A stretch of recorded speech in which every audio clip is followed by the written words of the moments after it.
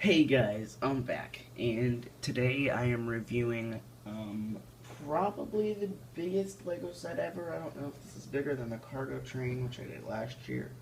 Um, yeah, I'm doing the Millennium Falcon. This is, set 75105, and it has 1,329 pieces. But I don't know why I'm emphasizing that, because the Temple of Air Jitsu has 2,028, so got quite a challenge in my hands. But enough about the Temple of Verjitsu. That's not even put together yet. Let's talk about the Millennium Falcon, which is what we're here to talk about. But before we look at the Falcon, we are going to look at the minifigures. So I guess we start with the two most boring. I guess this one of the other ones. Start with the, I think it's Kanji Club gang members. I haven't watched the movie yet. Hold on, give me a second here. I gotta do something.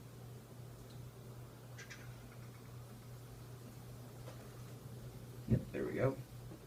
Sorry, I changed Finn's pants to the Death Star Trooper pants because those looked better, but I forgot to change them back before I started the review. So just putting his other pants back on. So let's go ahead and start with the Kanji Club gang member. I think this is Tatsu Leech in the box. Yeah, this is Tatsu Leech. The other one's the gang member. So here's Tatsu Leech. At the time of the recording of this video, I have not seen the movie yet, so I don't know what part these guys play, even if they're in the movie at all. So you can see he does have a double-sided face with some nice printing. So go ahead and turn the head around so you can see what the other face looks like from the front. So there's Tatsu Leech. He's done, so I'll put him over there. And then here's the Kanji Club gang member. I don't know what I think about these. I think there's a lot of detail on this print in particular. If it'll focus, I think that's as good as it's going to get. But you can see there's a lot of print. There's never any print on the back of the legs unless you add it yourself. But of course, no secondary face. I think this one and Chewbacca are the only two minifigures that don't have a secondary face. Well, Chewbacca mostly. We know Chewbacca doesn't have a second face, but this guy doesn't have a second face. So, get him out of here. Now let's look at Finn, who, in my opinion, looks really cool from what we've seen in the trailers and stuff. He looks really cool. As you can see, he's got some nice jacket printing. I've been using him for a while before I did the review, and he's just been using a lightsaber, since he's supposed to be using a lightsaber in the movie. But they give him a gun, and in the 2016 Battle on Takodana, I think it is, the Battle on Takodana, he has his lightsaber. So, and then of course Finn has his other face, which looks as such from the front. Alright, so that's Finn, which is exclusive to this set, which is an added bonus for me. And here's Chewbacca. We'll look at the bowcaster in a second, but I just want to look at Chewbacca. I've actually never had a Chewbacca minifigure. This is my first Chewbacca minifig, and of course, with every Chewbacca, just a plain brown torso. So if you want to use the brown torso and you have these color arms, you could replace this with a printed torso that you never use. So that's Chewbacca. He always has the clip going around the side, and geez, I really hope Chewbacca doesn't die in this movie. Some people have told me that he does, but I can't tell if they're just messing with me or not. So, let's go ahead and look at his bowcaster real quick. This is a new bowcaster, I think. I don't think it's new in 2016. I think they're reusing them like the one for Nexo Knights, for Aaron. I know they're using a bowcaster. But what it does is it shoots off a stud. So let me see if I can hit BB-8. Well, I got Ray. I got an extra one I can put in. So yeah, that's how that works, and then it just slides back in there. So that's Chewbacca. So let's go ahead and look at BB-8. Just get him out of the way. Do I even need to show you BB-8? Like, this is BB-8. That's it. Doesn't roll. It's got a stud on the bottom. Its head can come off, I guess. And it can rotate. I mean, I guess that's it, really, for BB-8. Alright, now let's look at Rey. Rey also looks like she's going to be a really cool character in the movie from what I've seen in the trailers and stuff. So, yep. Nice printing. I really like it. Kind of bummed she didn't come with her staff, though, but I guess if you have a lot of Lego parts, it's a really easy fix for you to make one out of spare parts. So here's her secondary face. I don't know if that's a new hairpiece. I think it is. And then just pull up the hair so you can see the back printing a little better. So yeah, that's Rey. And then last but not least, it's 85-year-old Han Solo. Oh wait, it's just old man Han Solo. He's really old though. I think Harrison Ford is what, in his late 70s? Maybe? Comment down below and tell me what his age is. I don't remember. So, some people have said, oh my gosh, this minifigure, it's horrible. It doesn't even look like Harrison Ford. I don't see what the problem is with it. I like it. I think from what I've seen in the trailers, this looks accurate. Like this? This looks like Han Solo. Right there. Yeah, right there. That looks like Han Solo. You can see he's got his traditional belt printing. Yep, there we go. So you can see it's got his traditional belt printing and some nice printing on the jacket. And there is his other face. Let's see if I can get it to focus. There we go. So I'm going to go ahead and rotate it around so you can see. Yeah, my hands are so slippery.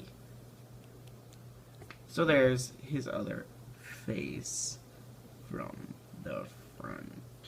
So yeah, there's Han Solo. Let's look at all the minifigures. Now, let's get to the exciting part. Ugh. The part that you've bared 7 minutes of me rambling on and on about. The Millennium Falcon. Just let me put my little stand here so you guys can see it. I'm probably going to have to actually end up picking up the camera so you guys can see the Falcon. So yeah, this is humongous. So, I guess one of the most undescribable play features is the new spring-loaded shooters right here. So you can see that's a feature now. They gave you an extra one of those. I do have the other side loaded. So yeah, I always keep both sides stocked. And then this piece comes down, but we'll look at that more when we look at the inside. So I'm just gonna pick up my camera and show you guys the Falcon. You can see it's ginormous. It barely fits on my desk. Up here you have the rotating gun. It moves up and down, and then that we'll also look at when we get inside. This is the new radar dish. You guys might be thinking, well, why does it have a new radar dish? What was wrong with the last one? The last one got knocked off in the Battle of Endor, if you guys don't remember. If you don't remember, go back and watch the Battle of Endor from Return of the Jedi. And then, of course, you have the signature cockpit, which we can look at right now. Just move my stand out of the way. All it does is the cockpit comes off, and you can put a minifigure in there. See, let me get Han Solo. Here, let me put him in the cockpit. Problem is, at first, when you first put it together, the cockpit, this section is not bent all the way. So you're gonna have to squeeze it so that the parts go on all the way and the cockpit goes back on. So I guess let's go ahead and look at the bottom of the Falcon. Jeez, this thing is heavy. So, man, this is like hard. Okay, there we go. Okay, so you have another rotating gun down here on the bottom, and then you have, this is the minifigure storage compartment, which I'll show you when we get inside. But this up here is the landing dock, which, if you look at it from under, it does not fit a minifigure. So, enough about the outside of the Falcon, which in terms looks really nice. Let's go ahead and open it up. You are going to have to open all 12 flaps. I think they're 12. 1, 2, 3, 4, 5, 6, 7, 8, 9, 10, 11, 12. Alright. So, let's look inside the Falcon. I'm just going to, if I pull these flaps down farther, I can stick my hand in there farther, and you guys can see it a little better. Okay. So, here's the inside. It's got a nice chair here with a nice computer screen. Please focus. Why don't you want to focus? There we go. So you can see it's got a nice computer screen. That is a sticker, of course. But this right here is not a sticker. This is actually a printed board, which is really cool. You can see over here we have the minifigure storage bay, which I will put. I dropped Finn. I'll have to get him in a second. I'll put Tasu Leech in there. And you can see it closes back up. Depending on what kind of minifigure you put in there, it might not close all the way. You know what? Tasu Leech can stay in there. He's being stubborn and not wanting to get them out. So, over here in the back half, we have a couple beds, which I asked my friend who has seen Star Wars, and he said this back area with all the garbage and stuff in it is, like, 100% accurate. So, yeah. Looks like we got a nice new hyperdrive with stickers, more stickers, so many stickers used on this build. Like, it's not even funny. So, yeah. Oh, wait, I didn't show you. Over here you have, like, a thing for storing your guns and stuff. So, I don't know if you guys saw before, but I want you to see these stickers in HD. Yeah, they're so beautiful. And then over here you have more junk. And then the landing platform. There are a couple clips for some tools or weapons on either side. And then up here you have this little pull-out tray, which you can put a minifigure on. Jeez, I now remember the days of holding my camera with one hand. Alright, just put Chewie on there, slip it back in there, and close it. That's how that works. And then, you just put BB-8 some random place. Guess we can put him right there. You got all BB-8, who is an unnecessary addition to Star Wars, but for some reason we feel we need to replace R2-D2, so we'll put right over here. There we go. We'll put right over here by the board. So yeah, I guess that's an overall look at the Falcon. I don't know. I don't think I'm forgetting anything. I'm pretty sure I'm not forgetting anything. I showed you all that. So let me go ahead and close it up, and then I want to show you something on the back that's really cool. I want to show you the engine design, the way they did that.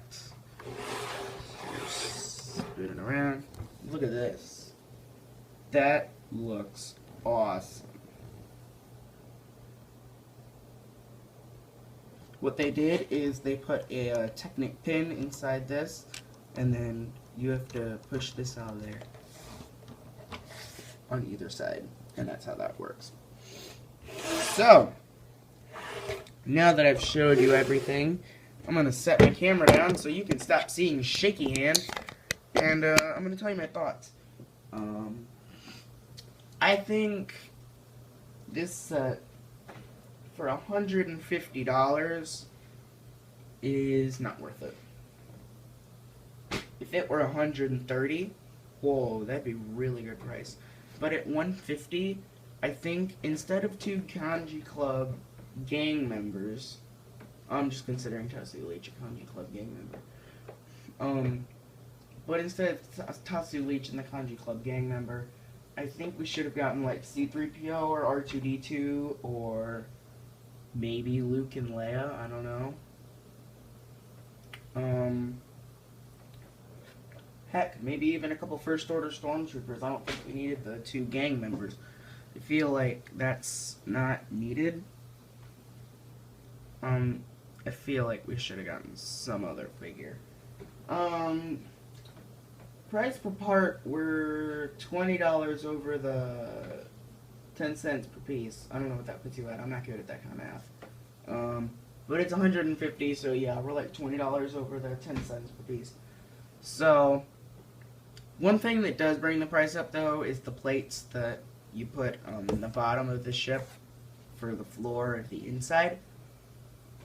That was always a problem. Those are really expensive to make. I think the set should have been $130. Maybe $130 or $140.